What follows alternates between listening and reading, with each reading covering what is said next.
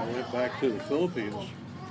I actually was sent first to the Philippines and then to the aircraft carrier. But they said I had time to finish in the Philippines. I went back there. One of the things I did while I was there really kind of was good for my future, but I didn't know it at the time. But there was a jungle survival school that the Filipino natives, I mean not like just original Filipinos, but they called them Negritos, the original originals. They had things that they taught with just a bayonet, not a bayonet, a machete. Which I still have one from that era. But you could,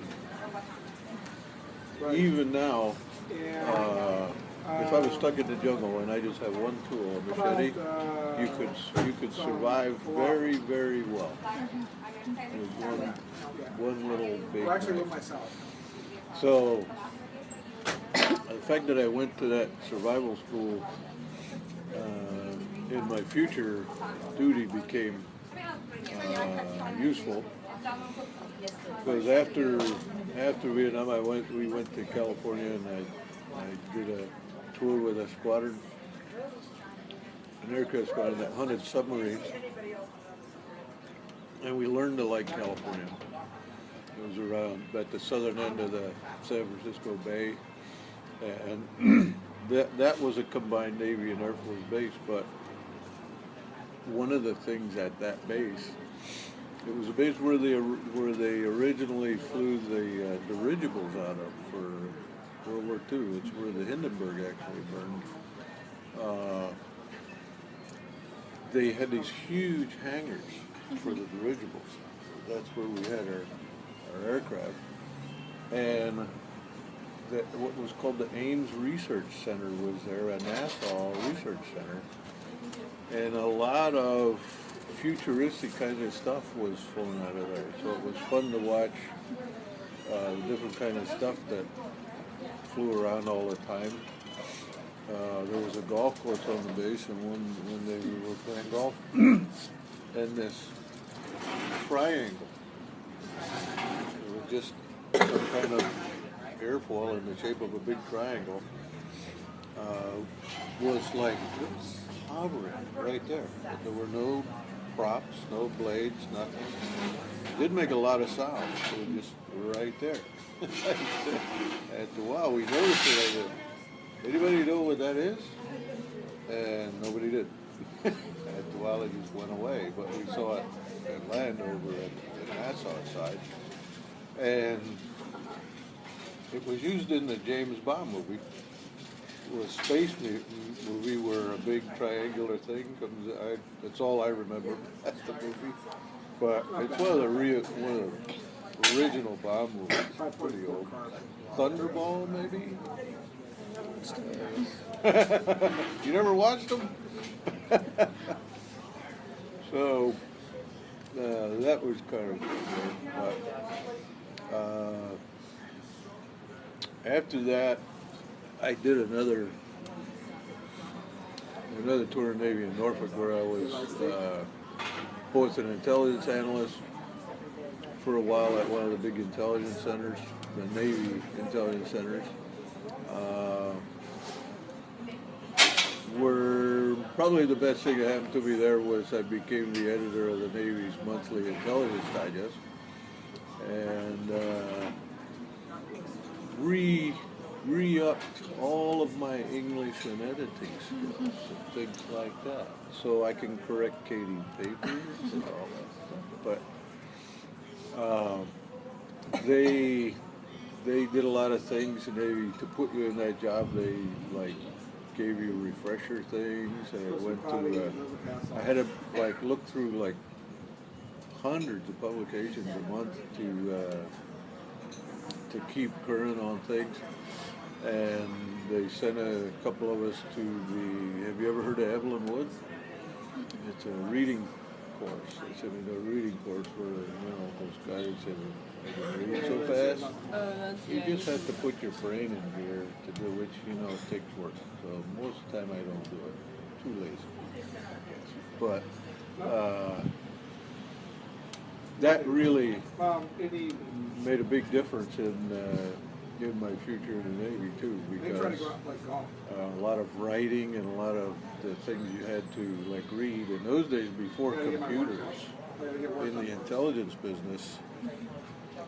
The first thing that happened to you is you got like a stack of paper about that high, and that was everything from the night about what was happening in the world.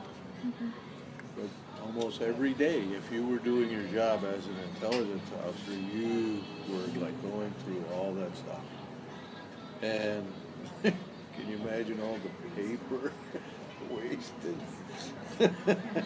But it was before, you know, all the digital stuff that was happening, and much less the kinds of things you had to do to store what you needed to store, or find or research. Just huge paper. And once that tour taught me the value of just being able or being organized enough to do that on like such a big scale.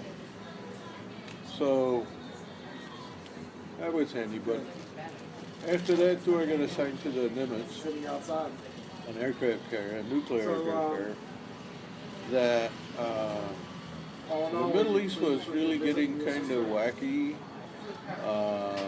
Early 70s, you know, mid 70s. There was the Israeli wars, 67 and 72, and the Middle East was really pretty wild. And about 79, the Iranian students and followers of, they called their movement, a movement for followers of the Imam, took over the U.S. Embassy. Do you read about that stuff in history?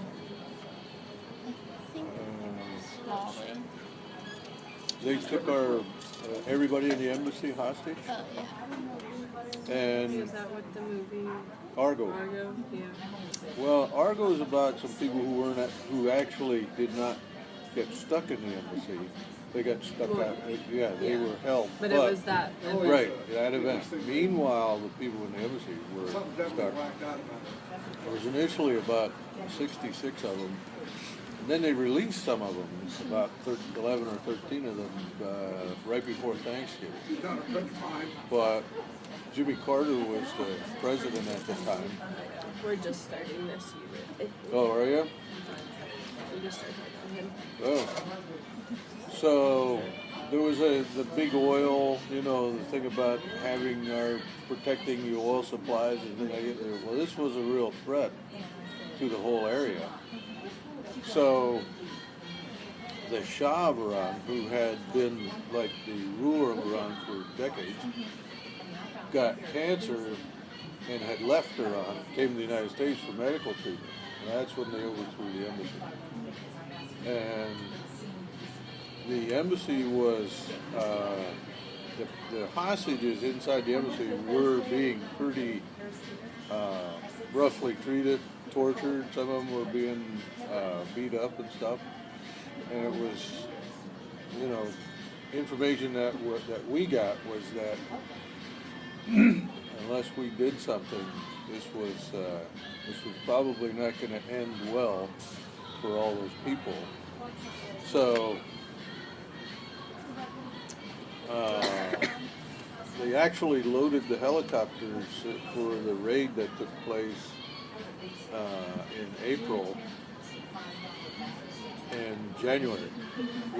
We had been on a deployment to the Mediterranean for about 6 months, and in the last month in December, they brought these helicopters on board, and then we sailed out of the Mediterranean down around the south of South Africa and up into the Indian Ocean.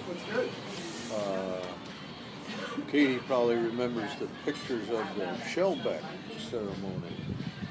On a ship, when you cross the equator, you have what's called a shellback ceremony.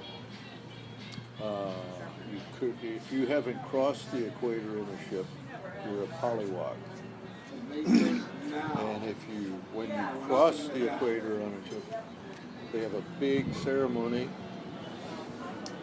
One of the more senior chiefs on the boat is King Neptune, and he has a royal baby for his staff, and he has other members of his court, and they have this big ceremony where all the polywogs are lined up.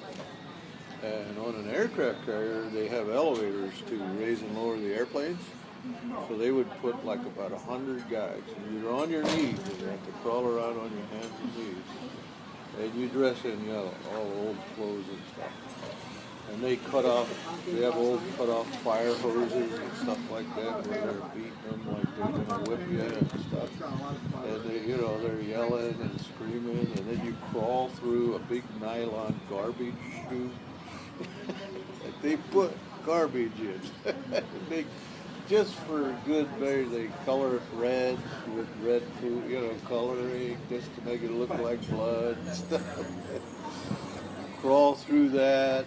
They make you do stuff around on the deck of the aircraft carrier. It's outside usually, and you have to crawl up to the King Neptune and the royal baby and kiss the ring and kiss the royal baby's belly button. And, when he makes sure his belly is full of every goo and everything. So when you go up, to kiss his belly, boom, he puts your face in.